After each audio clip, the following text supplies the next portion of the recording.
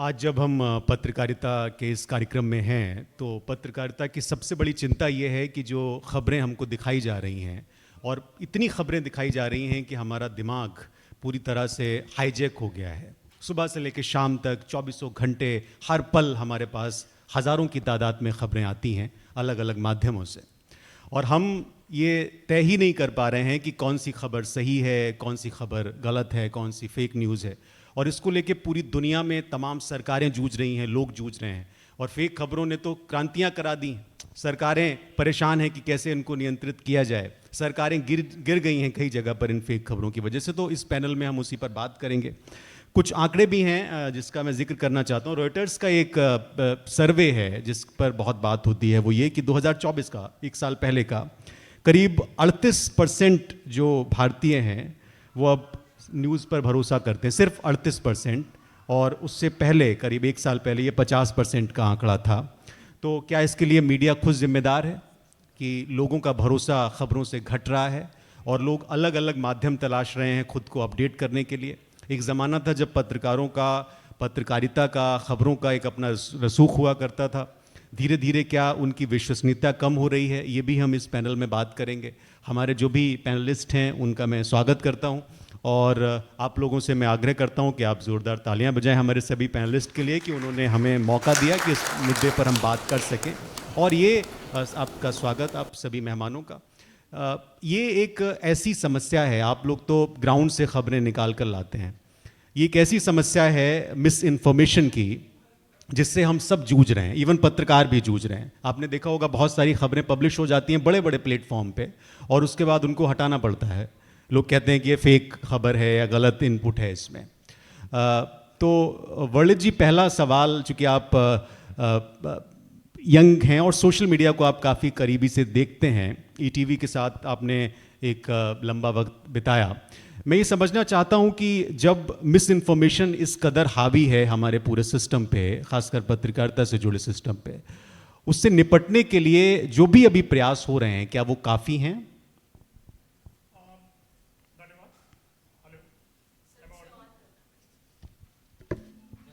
Thank you. पहले तो सभी का शुक्रिया to have me here. And जैसे कि आपने बताया, ये एक बड़ी समस्या है, और जिस तरीके से टेक्नोलॉजी इवॉल्व हो रही है, जिस तरीके से अब एआई का दौर आ गया है, तो इसके अंदर कई लेवल्स पे जो है अब ये जो फेक न्यूज़ है वो हावी होने लगा है। पहले तो ये था कि मिस इन्फॉर्मेशंस जो है वो पहुंचाई जाती थी, वो किसी ना किसी माध्यम से सोशल मीडिया के मदद से जो है इसे आगे प्रोपोगेट किया जाता था। अब क्या हो गया है, डीप फेक, एआई की मदद से आपका साउंड, आपका वॉइस, आपका चेहरा, उसको मिमिक करके जो फेक न्यूज़ है उसको जो है प्रोजेक्ट किया जा रहा है, लोगों तक पहुंचाया जा रहा है, और कमोवेश सभी लोग उससे कन्विंस भी हो जा रहे हैं, क्योंकि सबके अंदर वो ज्ञान नहीं है या सब उतना ज़्यादा अंडरस्टैंडिंग नहीं रखते हैं डीप फेक की, कि किस तरीके से लोगों को डिस्गाइज करके और उनका चेहरा आगे लगा के बड़े बड़े अनाउंसमेंट्स और बड़ी बड़ी मिस इन्फॉर्मेशंस को जो है आगे प्रोजेक्ट किया जा रहा है।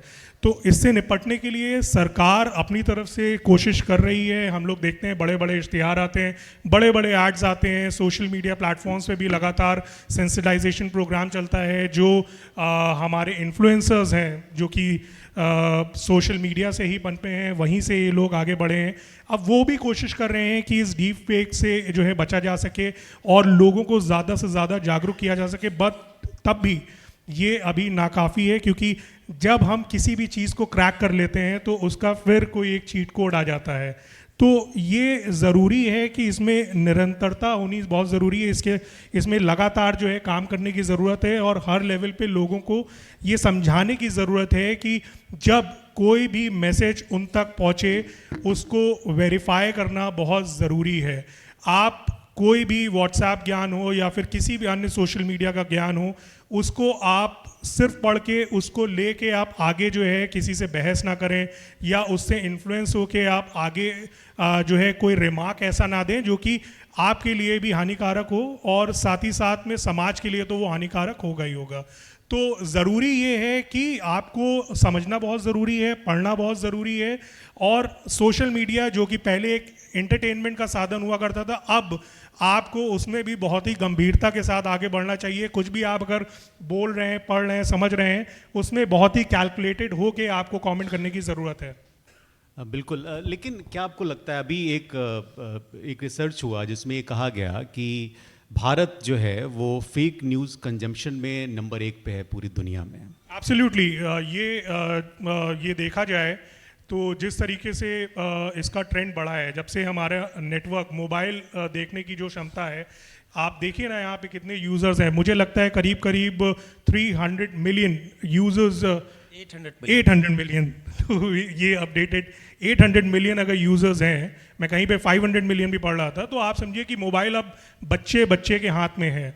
और कई बार आप उतनी समझ नहीं कर पाते। बड़ों के पास समझ है क्योंकि उन्होंने पढ़ाई करके आप इस लेवल पे पहुंच गए, लेकिन उन छोटे बच्चों के क्या है जिनके हाथ में आपने एक टाइम बॉम्ब दे रखा है, वो भी उस चीज़ को जो है कंज्यूम कर रहे हैं और लगातार उससे जो है इन्फ्लुएंस भी हो रहे हैं। इसी टाइम बॉम्ब ने अभी हमारे पड़ोसी को पूरी तरह से झुलसा दिया। सर, एक चीज़ आपसे, हालांकि आपको हो सकता है अच्छी ना लगे, लेकिन क्या आपको लगता है कि पत्रकारिता झूठ की रफ्तार से हार रही है? शिवम, आपका पहले तो बहुत बहुत शुक्रिया, महर्षि विश्वविद्यालय का शुक्रिया। आपने वसीम बरेलवी साहब का जिक्र किया था, तो उनके एक शेर से इस बात का आगाज़ करता हूँ कि वो झूठ बोल रहा था बड़े सलीके से, मैं एतबार न करता तो क्या करता। तो हमारे आसपास बहुत सारा इन्फॉर्मेशन है। आपने बात मिस इन्फॉर्मेशन की है। मैं दो तरह से बताना चाहूँगा कि एक मिस इन्फॉर्मेशन है, एक डिस इन्फॉर्मेशन है। दोनों में अंतर क्या है? डिस इन्फॉर्मेशन जो है प्लैंड है। आजकल आप देखते हैं कि बहुत सारे पॉलिटिकल पार्टीज़ किसी के बारे में कोई चीज़ प्लान कर देते हैं और उसको फैला देते हैं। जिस देश में 800 मिलियन सोशल मीडिया यूज़र्स हैं, तो वहाँ पे सच का पता लगाना, सच को जानना बहुत मुश्किल है, क्योंकि ये देश बहुत जटिलताओं वाला है। और हम चूँकि डीप फेक के ज़माने में हैं, AI के ज़माने में हैं। दो उदाहरण देना चाहूँगा, दो क्या मैं 3 उदाहरण देना चाहूँगा। हम लोग रोज़ इससे जूझते हैं शिवम। अभी एप्पल का नया फ़ोन लॉन्च हुआ है। कोई बता सकता है कौन सा फ़ोन लॉन्च हुआ है? iPhone 17, iPhone Air। उसमें एक भगवा रंग का एक iPhone लॉन्च हुआ। एक मीडिया में खबर आई कि ये RSS की शताब्दी वर्ष होने वाला है, तो उसकी वजह से टिम कुक ने, जो उसके CEO हैं, उसकी वजह से ये भगवा वो लॉन्च हुआ है। क्या ये खबर सही है? आपको क्या लगता है? लेकिन पूरे दुनिया में इस खबर को हाथों हाथ लिया और एक जगह ये खबर वेबसाइट पे पब्लिश भी हो गई, लेकिन ये खबर सही नहीं थी। तो उसके लिए आसान तरीका क्या है? बहुत सारे टूल्स हैं। उन टूल्स का जिक्र मैं बाद में करूंगा भी, बताऊंगा भी। सबसे पहला आसान तरीका क्या है कि अगर टिम कुक ने कोई भी क्लेम किया है तो उन्होंने अपने सोशल मीडिया हैंडल पे डाला होगा, ना तो उनके एक्स अकाउंट पे, ना उनके इंस्टा अकाउंट पे, ना उनके फेसबुक अकाउंट पे ऐसी कोई इन्फॉर्मेशन नहीं थी। तो ये एक मिस इन्फॉर्मेशन थी। अच्छा, बाद में जब इसका सोर्स किया तो एक वेब फ्लिक्स करके एक ट्विटर हैंडल है, एक्स हैंडल है, कुछ पैरोडी अकाउंट्स चलते हैं जी। तो पैरोडी अकाउंट्स सब सच नहीं बताते हैं। उसने एक हंसी मजाक में, हमारे साथी बैठे हैं गौरव सिंह सेंगर, कई बार ये बहुत सारे जोक्स और बहुत सारा सटायर कर देते हैं, लेकिन इनके उसमें आप पड़ताल करेंगे तो बहुत सारा सच होता है। लेकिन बहुत सारे लोग, नेता फ्लिक्स है, बहुत सारे ऐसे वो हैं जो अकाउंट चलते हैं जो पैरोडी अकाउंट्स हैं, लेकिन पैरोडी अकाउंट सब सच नहीं बताते। इसी तरह अभी नेपाल में जेंजी का पूरा सैलाब देखा, सारा उन्होंने वो देखा। उसमें एक फ़ोटो वायरल हुई कि हमारे जो उत्तर प्रदेश के मुख्यमंत्री हैं योगी आदित्यनाथ जी, उनका एक फ्लैग लेके राजा के साथ वो मार्च कर रहे हैं स्टूडेंट्स। क्या वो सही है? क्या लगता है आपको कि वो जो पूरा मार्च हो रहा था और योगी जी की फ़ोटो लेके चल रहे थे, क्या वो सही है? थोड़ा सा इन्वॉल्व होंगे तो बहुत अच्छा लगेगा।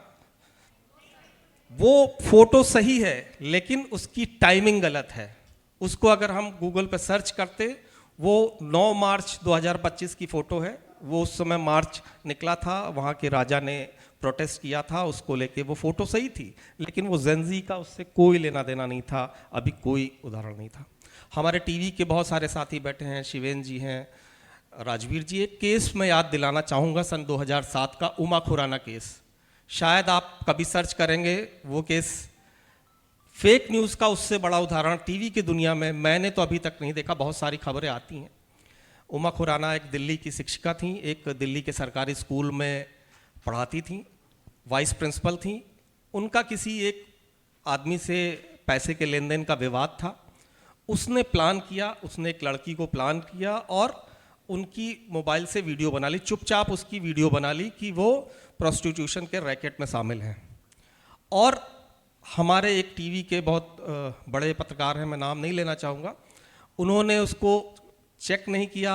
उन्होंने अपने चैनल पे, किसी ने उनको अनआइडेंटिफाइड सोर्स से वो वीडियो भेजी, उन्होंने उसको अपना स्टिंग ऑपरेशन बताते हुए उसको चला दिया। फिर क्या होगा आप बताइए? फिर वही होगा जो हम सबके सोसाइटी में हमारे दिमाग में आता है।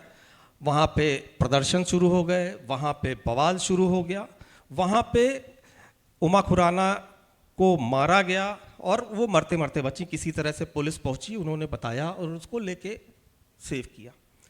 इसकी दिल्ली पुलिस ने इसकी जांच और कोर्ट ने, दिल्ली कोर्ट ने उसको सुओ मोटो लिया और उस केस की पूरी पड़ताल की, तो ये पूरा सच सामने आया कि वो बिल्कुल फेक वीडियो था। वो किसी भी तरह के रैकेट में शामिल नहीं थी। बाद में कोर्ट ने इस पे एक वर्डिक्ट भी दिया जी, कि जी। इस तरह की चीज़ें नहीं होनी चाहिए। उन्होंने कई सारे सुझाव भी दिए, तो उसको हमें क्रॉस चेक करना चाहिए। एज ए मीडिया पर्सन, हम किसी संस्थान से जुड़े हैं या कहीं काम करते हैं या हम कोई रिपोर्ट कर रहे हैं, तो उसको क्रॉस चेक करने के बहुत सारे तरीके हैं, तो हम उसको चेक करते हैं। हमारे बहुत सारे मनीष जी, मानस जी, एक चीज़ जो जिस चीज़ का जिक्र कर रहे हैं मनीष सर, अभी एक बूम करके एक फैक्ट चेकिंग एजेंसी है, उसने एक सर्वे किया और बताया कि जो इलेक्शन है, चाहे वो 2019 का चुनाव हो, 22 का यूपी का चुनाव हो या 24 का लोकसभा चुनाव हो, 70% जो न्यूज़ पब्लिश हुई वो फेक न्यूज़ पब्लिश की गई और उसमें जो भूमिका थी वो न्यूज़ को पब्लिश करने में, वो पॉलिटिकल पार्टीज़ की, उनके समर्थकों की भी थी। क्या धीरे धीरे ये जो मिस इन्फॉर्मेशन है ये इतनी खतरनाक हो गई है कि हमारी डेमोक्रेसी के लिए एक तरीके से जहर का काम कर रही है ये? मानस जी। देखिए, बड़ा गंभीर सवाल है ये, और हम सभी लोग जो भी हमारे पत्रकार साथी हैं यहाँ पर साथ में, हम सभी लोगों को 2.5-3 दशक हो गया काम करते करते। देखिए, एक चीज़ जो है वो समझना बहुत ज़रूरी है। खबर और सूचना में एक बहुत बारीक सा अंतर है। खबर वो होती है जो पत्रकार निकाल के लाता है, और सूचनाएं वो होती हैं जो हमको किसी माध्यम से मिल जाती हैं। बिल्कुल।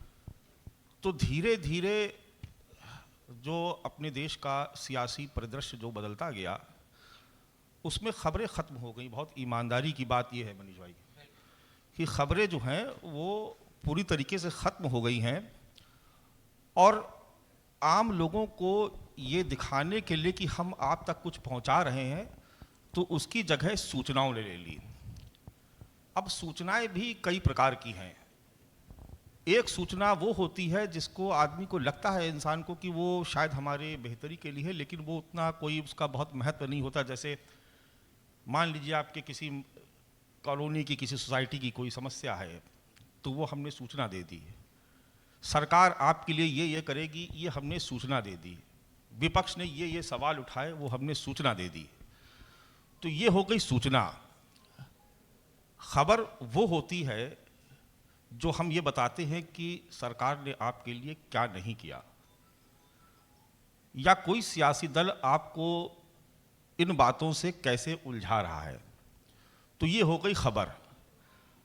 अब किसी भी एक आम इंसान को, चाहे वो दर्शक हो या पाठक हो, वो ये नहीं समझ पाता है कि ये खबर क्या है और ये जो सूचना आई वो क्या है। आपने अखबार पलटा, उसमें तमाम सारी आपको सूचनाएं मिल गई कि आज ये होना है, मुख्यमंत्री ने ये कहा, प्रधानमंत्री ने ये कहा, विदेश मंत्री ने ये कहा, अखिलेश यादव ने ये कहा, उन्होंने ये कहा, या ये कार्यक्रम में फलाने जिले में ये घटना हो गई, वहाँ पर ऐसे हत्या होगी। वो तमाम सूचनाएं हैं।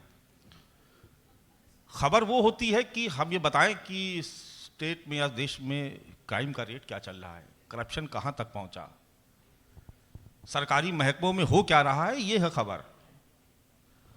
अब सूचनाएं भी जो आ रही हैं वो भी प्लांट की जा रही हैं, वो देखना बहुत ज़रूरी है, क्योंकि सोशल मीडिया के इस दौर में आज जो मुख्य धारा की जो मीडिया है, जैसे अखबार है या टेलीविज़न है, वो बहुत कुछ सोशल मीडिया पे उसकी निर्भरता हो गई है, क्योंकि उसको वहाँ बहुत तेज़, क्योंकि हर हाथ में मोबाइल है और हर आदमी पत्रकार है। बिल्कुल। कोई व्यक्ति किस नियत से कौन सा वीडियो कौन सा फोटो डाल रहा है, ये पकड़ पाना भी एक पत्रकार की ही जिम्मेदारी है। गुजरे ज़माने में हम लोगों के पास एक सोर्स हुआ करता था।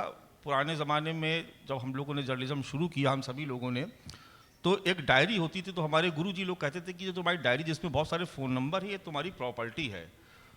और जब मोबाइल का युग आया तो जो हमारे सोर्स, जिनको हम लोग अपने पास अपने खुद से हम लोग उसको जनरेट करते थे, अलग अलग विभागों में जा कर के, चाहे वो पुलिस विभाग हो, चाहे सचिवालय हो, या जहाँ भी लोग हो, वो हमारी अपनी एक एक्सक्लूसिव प्रॉपर्टी हुआ करती थी, क्योंकि वो खबरें हमको बताते थे। मुझे नहीं लगता क्या कि बहुत ज़माने से कहीं कोई घपले घोटाले की खबर पढ़ी या छपी गई होगी। क्या सब कुछ ठीक चल रहा है? NRHM घोटाले की बात किया, वो इतना बड़ा स्कैम था, उसमें कितने, जिसे कहते हैं संगठित अपराध का एक बहुत बड़ा उदाहरण था वो। लगातार सीएमओ की हत्याएं हो रही है, उसके बाद जेल के भीतर एक डिप्टी सीएमओ मृत अवस्था में मिलता है, बाद में कहा जाता है कि साहब उसने आत्महत्या कर ली। 4 फुट की हाइट से कैसे आदमी, तो वो खबरें हुआ करती थी। हम लोगों ने इस देश में बड़े बड़े घोटाले एक्सपोज किए, हमने भी अपने जीवन में बहुत सारे स्टिंग। नहीं मानस जी, आपकी बात बिल्कुल ठीक है कि लेकिन हम जब ये बात करते हैं, हम सब लोग एक ही पेशे से जुड़े हुए हैं, आपको कई दशकों का अनुभव है। और मैं जब ये कार्यक्रम कर रहा हूँ, यहाँ पे आप लोगों से बात कर रहा हूँ, तो मैं शुक्रगुजार हूँ महर्षि यूनिवर्सिटी का और वीसी साहब डॉक्टर भानु प्रताप जी का, डॉक्टर रतीश जी का, कि उन्होंने इस तरह का एक सेशन रखा, पैनल रखा, पत्रकारों को बुलाया, उनको सम्मानित किया, उनको अवार्ड दिया, और इतने महत्वपूर्ण विषय पे, और शिवम का भी जो इस पूरे कार्यक्रम के सूत्रधार हैं, कि इतने महत्वपूर्ण विषय पे उन्होंने बात करने के लिए बुलाया, जबकि जिम्मेदारी ये उन संस्थानों की है जिन्होंने इस पूरा ये बीड़ा उठाया हुआ है। खरे साहब, आपको एक बहुत लंबा अरसा हो गया काम करते हुए पत्रकारिता के क्षेत्र में। कोविड जब आया, कोविड के समय एक इन्फोडेमिक नाम का शब्द बड़ा प्रचलित हुआ, और उस समय बाबा रामदेव ने एक कोरोनिल करके दवाई बनाई। प्लाज्मा थेरेपी का बहुत जिक्र हुआ। हम सब लोग चूँकि घरों में कैद थे, नेट भी नहीं था, लेकिन इन्फॉर्मेशन कंजम्पशन बहुत ज़्यादा था। हम सब लोगों ने वो वक्त देखा कि हम 24 घंटे ये पता करते थे कि कैसे जीवित रहें, लेकिन कितनी फेक न्यूज़ उस दौरान फैलाई गई। क्या उस वक्त मीडिया अपनी जिम्मेदारी भूल गया? क्या मीडिया को खुद अपना आकलन नहीं करना चाहिए, अपनी आलोचना नहीं करनी चाहिए? और क्या आपको लग रहा है कि ये बदले हुए वक्त में खुद मीडिया पर्सन जिम्मेदार है मिस इन्फॉर्मेशन के लिए? उस दौर में भी कोविड का बड़ा संकट था और इस समय ज़्यादा संकट है।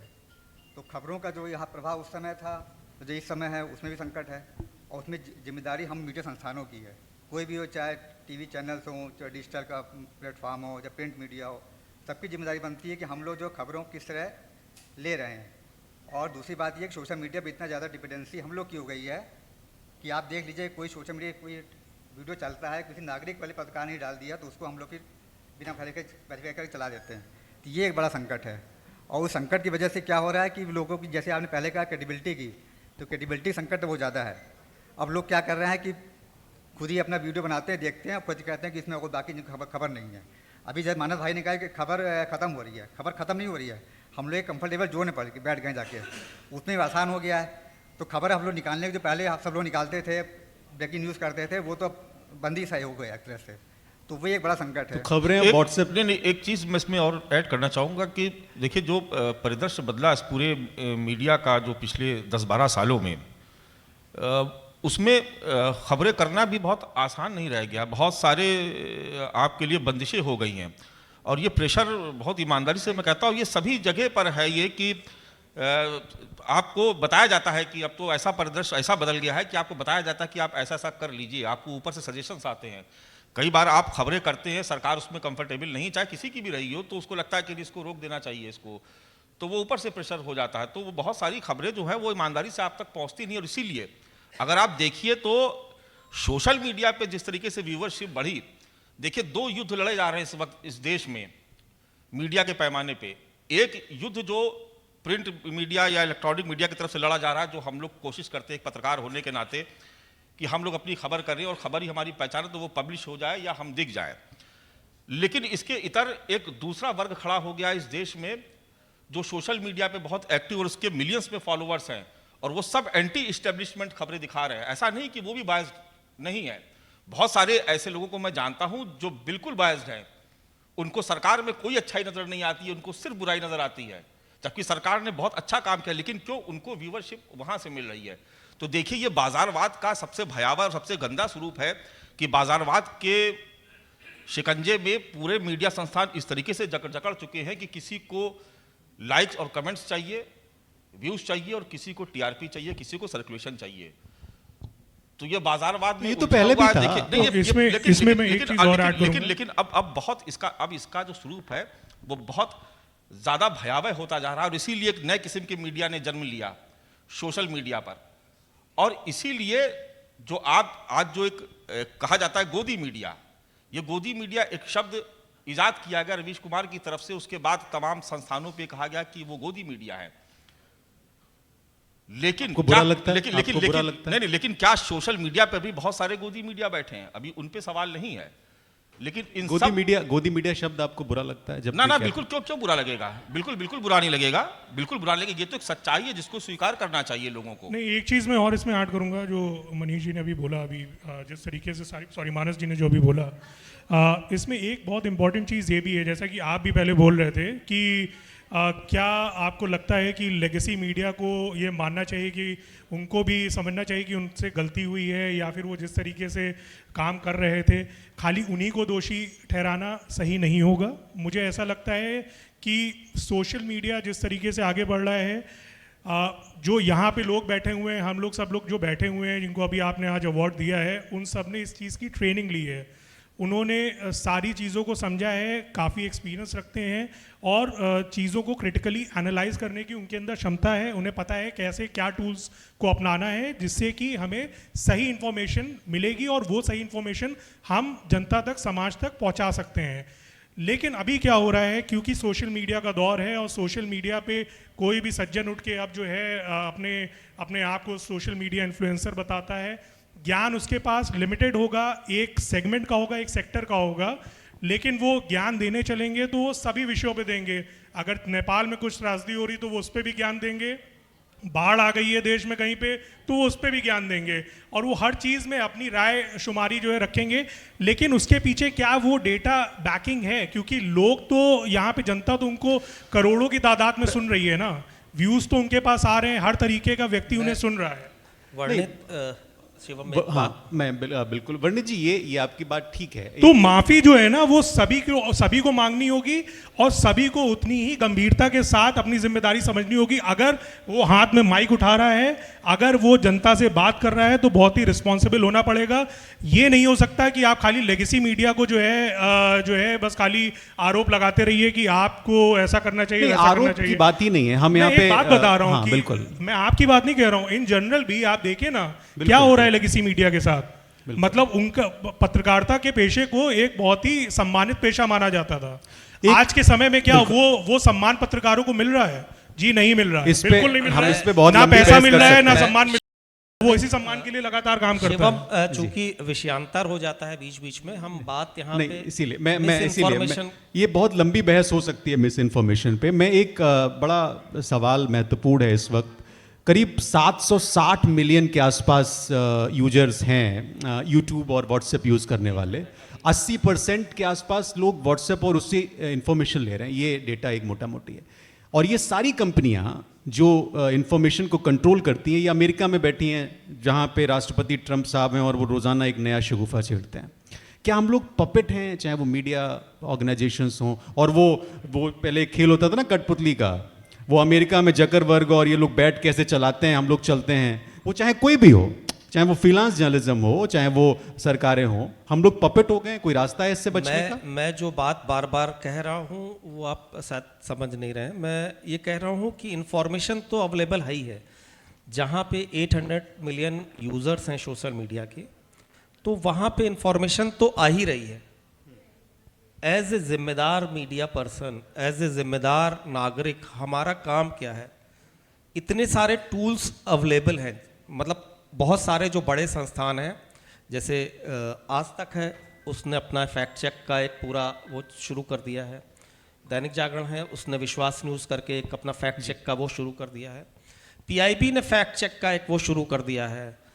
उत्तर प्रदेश सरकार ने फैक्ट चेक का एक वो शुरू कर दिया है। तो फैक्ट्स को चेक करना, रीचेक करना, फिर उस पर भरोसा करना, बिल्कुल, कि ऐसा नहीं होना चाहिए कि हमने कोई इंफॉर्मेशन हमारे पास आई और हमने बगैर उसको क्रॉस चेक किए। मैं चैनल्स का तो बहुत नहीं जानता हूँ, लेकिन मानस बताएंगे। लेकिन न्यूज़पेपर में आज भी ये है, एक न्यूज़ फाइल होती है, वो एक डेस्क पे पहुँचती है, वहाँ चेक होती है, फिर आगे जाती वहाँ चेक होती है। Check and recheck, 3 layer system होना चाहिए किसी भी इंफॉर्मेशन को जाने के लिए। बिल्कुल, बिल्कुल। इसके बावजूद, क्योंकि फेक न्यूज़ है, मैंने अभी आपको 3-4 एग्जाम्पल दिए जो चल भी गया, छप भी गया, लोगों ने भरोसा भी कर लिया। मैं एग्जाम्पल से ही बात कर रहा हूँ। मेरे पास एक हमारे फ़ोटो जर्नलिस्ट थे, उन्होंने एक फ़ोटो फाइल की, बहुत अच्छी फ़ोटो थी, और मुझे लगा कि इसको फ्रंट पेज पे कैरी करना चाहिए। फिर डाउट हुआ, मैंने कहा कि यार ये इस लेवल के हैं कि ये फ़ोटो कर सकते हैं, या इनका कैमरा इस लेवल का है? तो फिर मैंने अपने एक साथी से उसको कहा, तो कैमरे में प्रॉपर्टीज़ आ जाती हैं, आप उसकी प्रॉपर्टी चेक करिए तो पूरा उसका डिटेल आ जाता है, ये कब फ़ोटो ली गई, कब वो की गई। इसी तरह फ़ोटो या वीडियो गूगल पर डालिए, सर्च करिए, आपको पूरा डिटेल आ जाएगा। तो हम किसी इन्फॉर्मेशन को, बाद में पता चला कि वो फ़ोटो चेन्नई की थी और 5 साल पहले की ली हुई थी, तो हमने उसको पब्लिश नहीं किया, रोक दिया और उनको एक नोटिस इशू किया। बिल्कुल। तो इस तरह की चीज़ें तो हैं ही। जब हम इस इंफॉर्मेशन के दौर में हैं, 800 मिलियन सोशल मीडिया यूज़र्स हैं, तो इस तरह की इंफॉर्मेशन तो आएगी ही। एज ए जिम्मेदार मीडिया पर्सन, एज ए जिम्मेदार मीडिया हाउस, हमको उसको क्रॉस चेक करना पड़ेगा। मैं बार आपने कोविड की बात की, बहुत सारा मिस इन्फॉर्मेशन था, तो हमने बहुत सारे रास्ते निकाले। हम दोपहर में न्यूज़पेपर निकाल देते थे। रेडियो मिर्ची हमारा सहयोगी था, मैंने खुद रेडियो मिर्ची पे एक बुलेटिन शुरू किया जिसमें इंफॉर्मेशन जाती थी कि ये चीज़ें, ये इंफॉर्मेशन है, इसमें मिस इन्फॉर्मेशन है।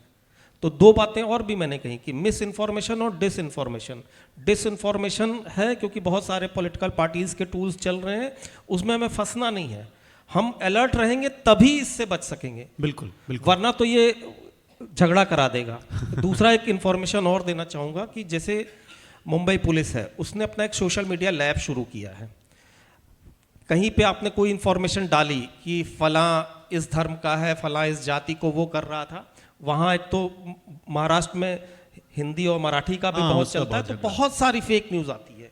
लेकिन सोशल मीडिया लैब है उनकी, वो चेक करता है। इसी तरह तेलंगाना पुलिस ने त्रिनेत्र करके एक वो शुरू किया हुआ है, वो पूरा वॉच करते रहते हैं कि उनके स्टेट में क्या हो रहा है। तो बहुत सारे स्टेट एजेंसीज, बहुत सारे लोग इसको चेक कर रहे हैं। लेकिन किसी भी इंफॉर्मेशन को, हम लोग कई बार कहते हैं ना कि ये तो व्हाट्सएप यूनिवर्सिटी की खबर है, तो एक यूनिवर्सिटी ही बना दी गई है, तो उस पर भरोसा करने से पहले अच्छा, आजकल ये भी है कि उस यूनिवर्सिटी से, जिसका जिक्र किया आपने, उस यूनिवर्सिटी से जो पास आउट लोग हैं वो ज्यादा मुनाफा कमा रहे हैं, बल्कि वैसी तो यूनिवर्सिटी में पढ़ने वाले। एक्चुअली ये हमारी, और ये यूनिवर्सिटी का कार्यक्रम भी है, तो हमारी ये जिम्मेदारी है कि हम उस यूनिवर्सिटी को क्रिटिसाइज करें। हमने जिम्मेदारी की बात की है ना, ये नहीं होना चाहिए कि आदतन तुमने तो कर दिए वादे और आदतन हमने भी एतबार किया। मानस जी, एक अब लगातार पत्रकारों की बात नहीं करती रहनी चाहिए। एक चीज और भी है, वो है कि जो लोग हैं जो कंज्यूम करते हैं न्यूज़, ऐसा लगता है कि इको चैम्बर बन गया है, कन्फर्मेशनल बायस वाली सिचुएशन, बायस खबरें आ रही हैं, बहुत इधर की झुकी हुई हैं, उधर की झुकी। लेकिन क्या करे पत्रकार, वही लोग कंज्यूम कर रहे हैं, एक कम्युनिटी बन गई है अलग अलग। ये एक चुनौती है क्या मानस जी? देखिए, ऐसा है कि अभी भी जो प्राथमिक तौर पे लोग अखबारों पर बहुत भरोसा करते हैं। हम लोग भी सुबह उठ करके 10 अखबार पढ़ते हैं। लोग अभी भी टीवी चैनल्स पे ये भरोसा करते हैं कि ये लोग ठीक खबर दिखा रहे होंगे, बजाय इसके कि कहीं वो किसी सोशल मीडिया प्लेटफॉर्म पे पड़ी हुई है। तो ज़्यादा जिम्मेदारी हमारी है कि हम फैक्ट चेक करने के बाद ही किसी खबर को आगे बढ़ाएं।